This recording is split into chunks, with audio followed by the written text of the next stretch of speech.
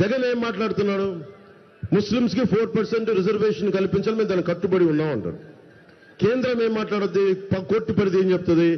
Reservation including కాపులు కూడా reservation కావాలని కోరుతా ఉన్నారు. 1950లో ఉంది కాపులకు రిజర్వేషన్, తర్వాత ఇవ్వలేదు. కానీ రిజర్వేషన్లు ఇవ్వకపోతే భవిష్యత్ ఆగిపోవాలా? ఈరోజు జగన్ మాట్లాడుతున్నాడు ముస్లింకి 4% కట్టుబడి ఉన్నానని. నువ్వు ఇచ్చిన సిపిఎస్గా నువ్వు కట్టుబడి ఉండలా, ముస్లిం రిజర్వేషన్ మీద కట్టుబడి ఉండవు. నువ్వు మద్యపానాన్ని నిషేధిస్తావని చెప్పి అధికారంలోకి వచ్చిన వాడివి, దానికే నువ్వు కట్టుబడలా.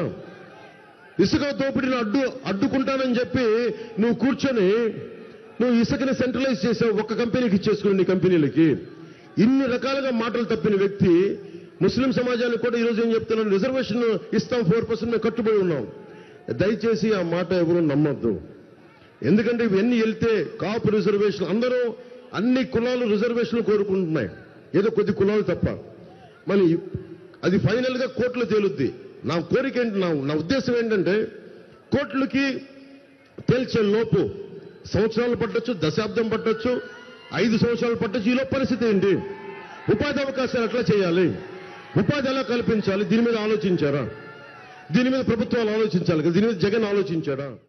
ధర్మందే విజయం, పొత్తుదే గెలుపు, కూటమిదే పీఠం. జై హింద్.